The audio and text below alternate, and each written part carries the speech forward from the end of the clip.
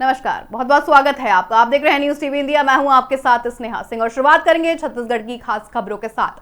प्रधानमंत्री नरेंद्र मोदी ने एक बार फिर परीक्षा पे चर्चा के जरिए देश के करोड़ों छात्रों का हौसला बढ़ाया है। इस 9वें एडिशन की शुरुआत आपको बता दें बेहद खास भी रही, जब पीएम ने असमिया गमोसा पहनकर छात्रों का स्वागत किया है और इसे उत्तर पूर्व की महिलाओं के कौशल और सशक्तिकरण का प्रतीक भी बताया है। बता दें पीएम मोदी ने छात्रों को जीवन का बड़ा मंत्र देते हुए यह भी कहा कि शिक्षा केवल परीक्षा पास करने के लिए नहीं होती बल्कि जीवन बनाने का जरिया भी होती है। उन्होंने खिलाड़ियों का उदाहरण देते हुए समझाया कि जैसे खेल के लिए फिट रहना जरूरी है, वैसे ही खुद को परखने के लिए परीक्षा भी बेहद जरूरी होती है। जब एक छात्र ने क्लास में पीछे छूट जाने का डर साझा किया तो पीएम ने शिक्षकों को भी सलाह दी कि उन्हें छात्रों की गति से हमेशा एक कदम आगे रहना चाहिए। वहीं आपको बता दें टेक्नोलॉजी और स्किल्स पर बात करते हुए उन्होंने लाइफ स्किल्स और प्रोफेशनल स्किल्स के बीच संतुलन को अनिवार्य भी बताया है। साथ ही मणिपुर के एक छात्र को जवाब देते हुए उन्होंने सबसे महत्वपूर्ण बात कही है, जो समय बीत गया उसे सोचने में बर्बाद ना करें बल्कि बचे हुए समय का सही उपयोग करें।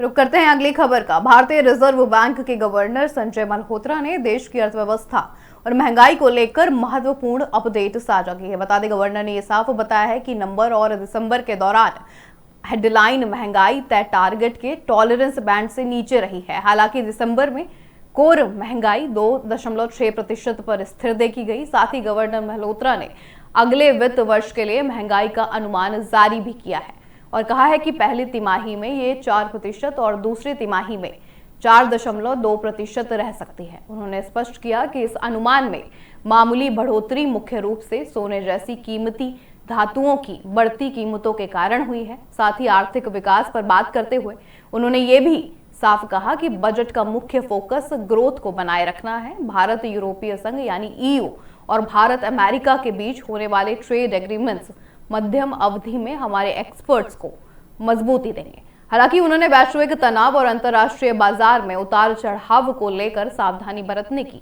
सलाह भी दी है।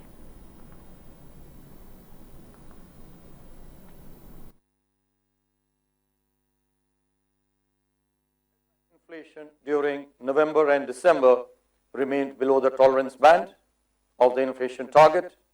The revised outlook for CPI inflation in Q1 and Q2 of next year at 4% and 4.2% respectively, revised slightly upwards, continues to be benign and near the inflation target.